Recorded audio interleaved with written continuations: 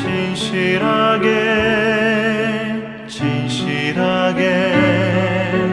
거룩하게 살게 하소서.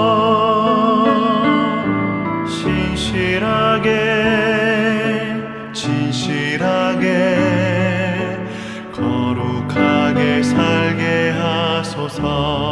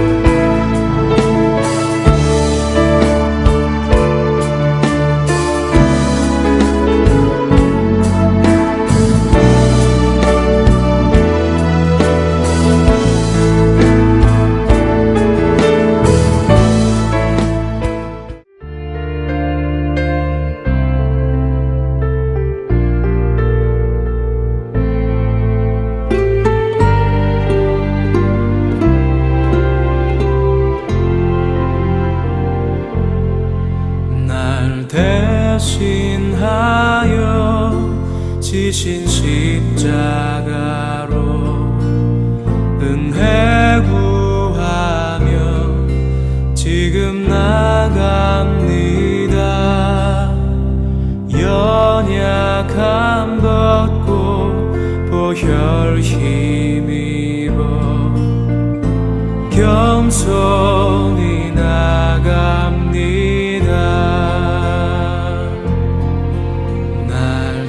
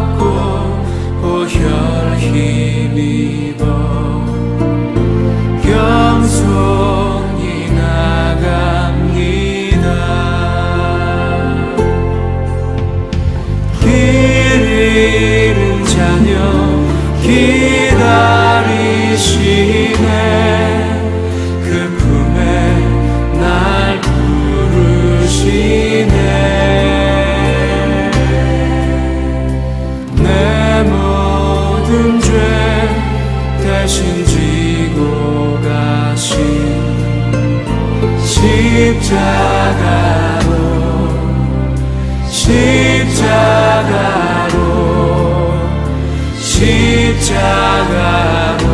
갑니다.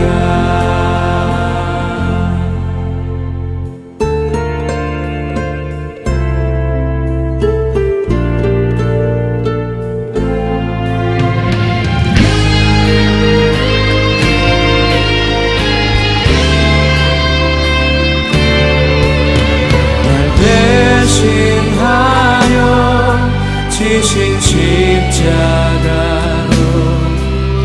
은혜 구하며 지금 나갑니다. 연약함 벗고 보혈 힘입어 겸손히 나갑니다.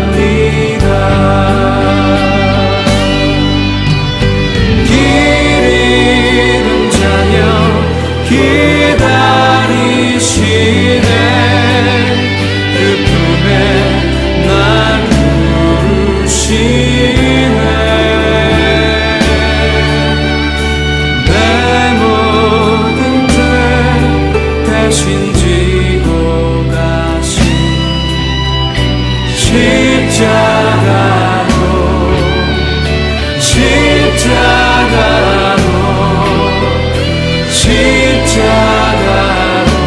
갑니다. 십자가로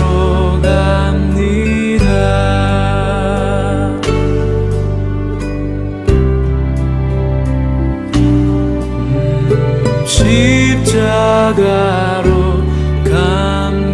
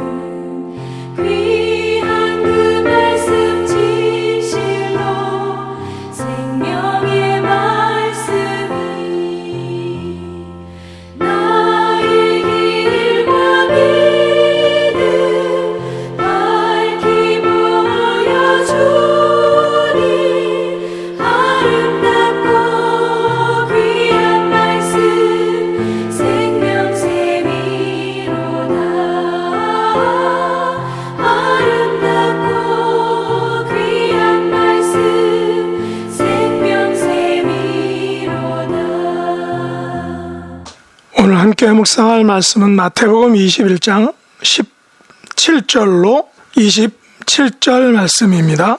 17절 그들을 떠나 성 밖으로 베다니에 가서 거기서 유하시니라. 이른 아침에 성으로 들어오실 때 시장하신지라 길가에서 한 무화과 나무를 보시고 그리로 가사 잎사귀 밖에 아무것도 찾지 못하시고 나무에게 이르시되 이제부터 영원토록 내가 열매를 맺지 못하리라 하시니 무화과 나무가 곧 마른지라. 제자들이 보고 이상히 여겨 이르되 무화과 나무가 어찌하여 곧 말랐나이까. 예수께서 대답하여 이르시되 내가 진실로 너희에게 이르노니 만일 너희가 믿음이 있고 의심하지 아니하면 이 무화과 나무에게 된 이런 일만 할 뿐 아니라 이 산더러 들려 바다에 던져지라 하여도 될 것이요 너희가 기도할 때 무엇이든지 믿고 구하는 것은 다 받으리라 하시니라. 예수께서 성전에 들어가실새 대제사장들과 백성의 장로들이 나와 이르되 내가 무슨 권위로 이런 일을 하느냐 또 누가 이 권위를 주었느냐. 예수께서 대답하시되 나도 할 말을 너희에게 물으리니 너희가 대답하면 나도 무슨 권위로 이런 일을 하는지 이르리라. 요한의 세례가 어디로부터 왔느냐 하늘로부터냐 사람으로부터냐. 그들이 서로 의논하여 이르되 만일 하늘로부터라 하면 어찌하여 그를 믿지 아니하였느냐 할 것이요 만일 사람으로부터라 하면 모든 사람이 요한을 선지자라 여기니 백성이 무섭다 하여 예수께 대답하여 이르되 우리가 알지 못하노라 하니 예수께서 이르시되 나도 무슨 권위로 이런 일을 하는지 너희에게 이르지 아니하리라. 아멘. 오늘 함께 나눌 말씀의 제목은 믿고 구하라입니다. 오늘 이야기는 길가에 있는 한 무화과 나무가 예수님의 한마디로 인하여 한마디 말로 인해 곧 말라버린 사건을 다루고 있습니다. 예수님께서는 예루살렘 성에서 가르치시고 성 밖 베다니에서 유하시고 다시 이른 아침에 성으로 들어가셨습니다. 일찍 집을 나서서인지 매우 시장하셨습니다. 길가에 한 무화과 나무를 보시고 잎사귀밖에 아무것도 찾지 못하시자 나무에게 한 말씀하셨습니다. 이제부터 영원토록 내가 열매를 맺지 못하리라. 가끔 저의 아내가 제게 이렇게 말합니다. 당신은 배가 고프면 짜증을 낸다. 저의 부족하고 못난 모습이기도 합니다. 사실 무화과 나무 입장에서는 꽤나 서운하고 마음 아팠을지 모릅니다. 왜냐하면 그때는 무화과 나무에서 열매를 얻을 시기가 아니기 때문입니다.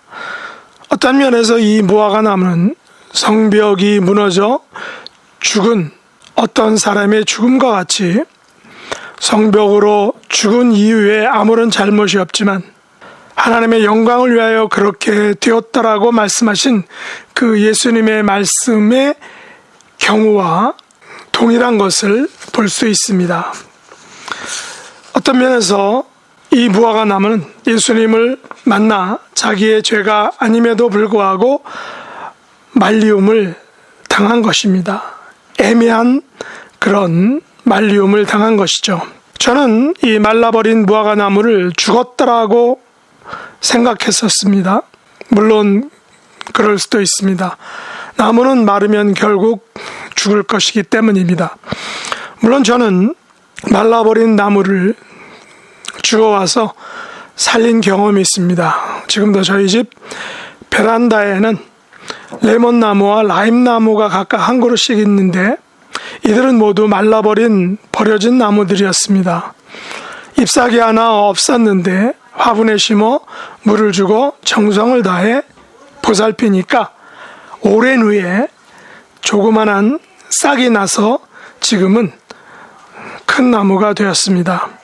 본문의 무화과 나무도 아마 곧 말랐지만 바로 죽지 않고 어느 정도 살았을 것으로 추측할 수 있습니다. 예수님의 말씀에 이제부터 영원토록 열매를 맺지 못하는 상황이 되려면 이 무화과 나무는 생명이 다하는 날까지 열매를 맺지 못한 채 잎만 살아있어야 하는 것이기 때문입니다. 제자들은 이 상황을, 이 현상을 보고 이상히 여겨 예수님께 여쭈었습니다.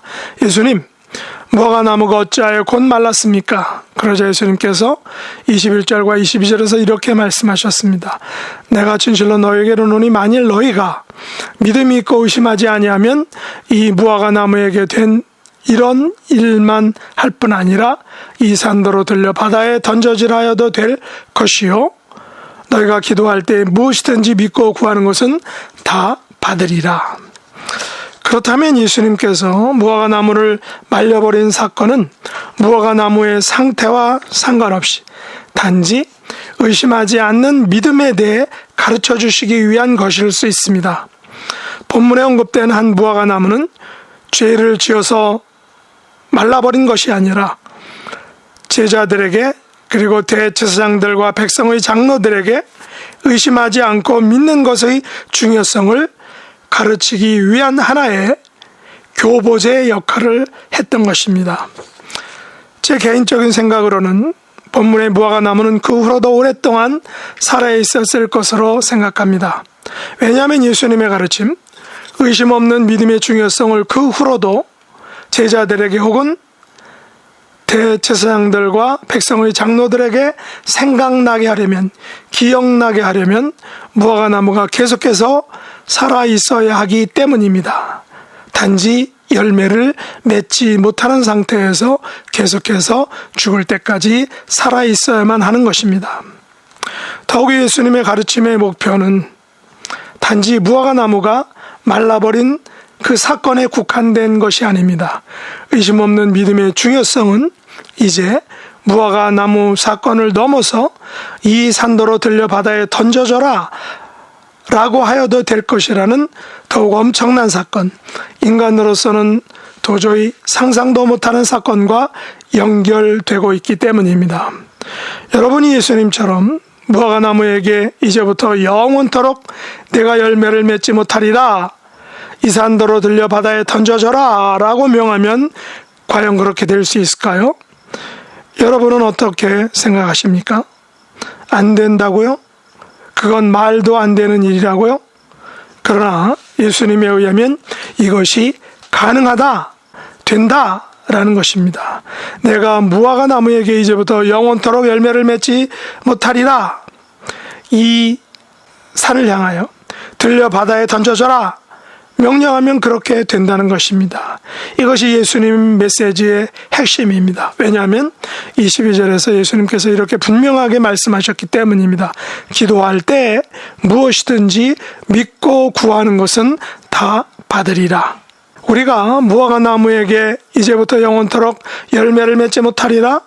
우리가 이 산아 들려 바다에 던져져라 명령하면 그렇게 된다는 것입니다. 이것이 바로 믿고 기도하는 기도의 전부입니다. 노하우입니다. 기도의 능력입니다. 기도의 능력의 비결입니다.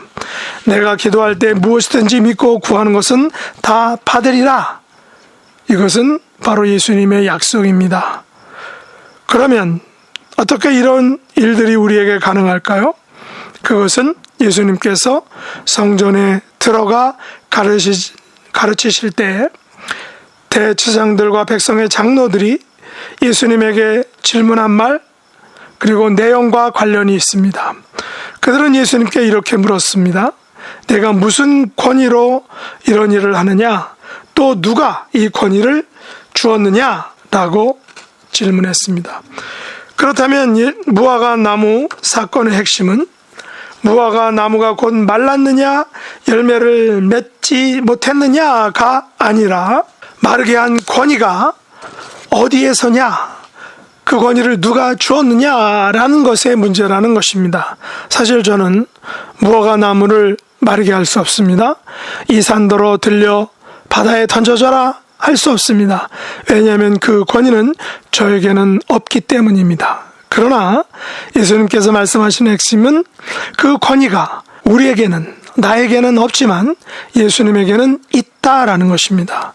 예수님께서는 하나님으로부터 무화과 나무가 곧 마르게 할 수 있는 권위를 부여받으셨습니다. 예수님께서는 하나님으로부터 이 산도로 들려 바다에 던져져라 할 수 있는 그 엄청난 권위를 받으셨습니다. 그렇다면 나는 무화과 나무를 마르게 할 수 없지만, 나는 산도로 들려 바다에 던져져라 라고 할 수 없지만, 내가 기도를 하면, 내가 예수 그리스도의 이름으로 기도를 하면 무화과 나무를 마르게 할 수 있다는 것입니다. 이 산도로 들려 바다에 던져져라 라고 할 수 있다는 것입니다. 결국 이것은 예수님의 권위에 관한 문제예요. 예수님의 권위에 대한 도전인 것을 분명히 하시기 위하여 24절로 25절에서 이렇게 그들에게 질문하셨습니다. 예수님께서 대답하시되 나도 할 말을 너희에게 물으리니 너희가 대답하면 나도 무슨 권위로 이런 일을 하는지 이르리라. 요한의 세례가 어디로부터 왔느냐? 하늘로부터냐? 사람으로부터냐? 대제사장들과 백성의 장로들은 우리가 알지 못한다라고 대답했습니다. 왜냐하면 권위가 하늘로부터라 하면 어찌하여 믿지 않느냐? 책망받을 것이고, 요한의 세례가 사람으로부터라 하면 모든 사람이 요한을 선지자라 여기기 때문에 백성을 두려워했기 때문입니다. 우리 그리스도인의 가장 큰 특권이 무엇입니까? 그것은 바로 하나님을 나의 아버지로 부를 수 있는 그런 권위입니다. 하늘 아버지는 나의 모든 권위의 근원입니다. 하늘 아버지께서 당신의 권위를 예수님에게 부여해 주셨습니다. 예수님께서는 당신의 권위를 세례 요한에게도 부여해 주셨습니다. 그의 제자들에게도 부여해 주셨습니다. 그리고 예수님께서는 당신의 권위를 저와 여러분에게도 주셨다는 것입니다. 그렇다면 우리들은 예수님께서 주신 그 권위를 어떻게 사용해야 할까요? 그것은 바로 우리가 예수님의 이름으로 기도할 때 가능하다는 것입니다. 우리가 예수님의 이름으로 믿고 구하면 다 받고 이루어진다는 것입니다. 그 이유는 내가 권위가 있어서가 아니라 예수님께서 그 권위를 갖고 있기 때문입니다. 그 권위를 갖고 계신 그 예수님의 이름으로 우리가 기도한다면 그것은, 우리가 간구하는 모든 것은 이미 다 이루어지고 받게 되는 것입니다. 대제사장들과 백성의 장로들이 실패한 이유가 무엇입니까? 바로 예수님의 그 권위를 부정했기 때문입니다. 예수님의 그 권위를 절대로 인정하지 않았기 때문입니다. 그들은 예수님께서 무화과 나무를 마르게 하시고 각종 병자들을 고치시고 심지어 죽은 자를 살리셨지만 그것들을 모두 뻔히 보고도 예수님의 그 권위를 인정하지 않았습니다. 그래서 그들은 평생 예수님의 권위를 보지 못한 것입니다. 경험하지 못한 것입니다. 그 권위 속에 감춰진 그 기도 응답의 특권과 비밀과 능력을 그들은 절대로 맛보지 못한 것입니다.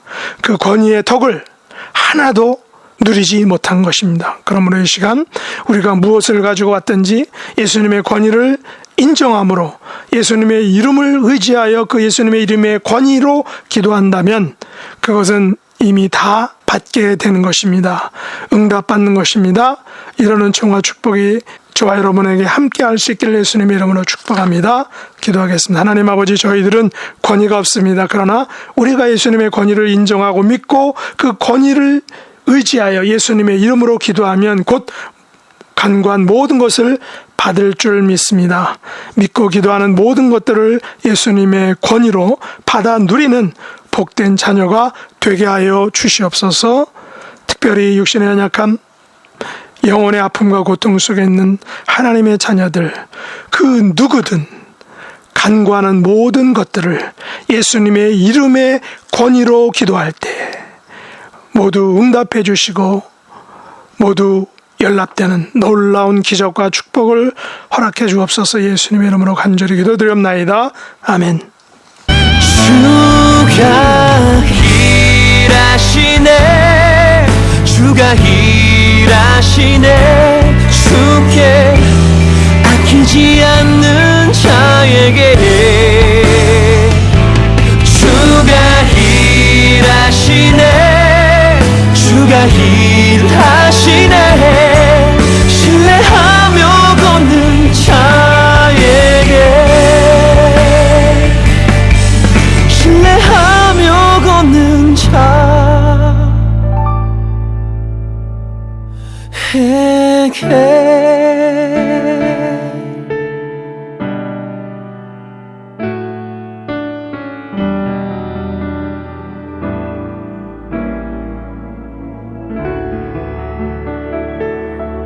하늘에 계신 우리 아버지여, 이름이 거룩히 여김을 받으시오며 나라의 임하옵시며 뜻이 하늘에서 이룬 것 같이 땅에서도 이루어지이다. 오늘날 우리에게 일용할 양식을 주옵시고 우리가 우리에게 죄 지은 자를 사하여 준 것 같이 우리 죄를 사하여 주옵시고 우리를 시험에 들게 하지 마옵시고 다만 악에서 구하옵소서. 대개 나라와 권세와 영광이 아버지께 영원히 싸움나이다. 아멘.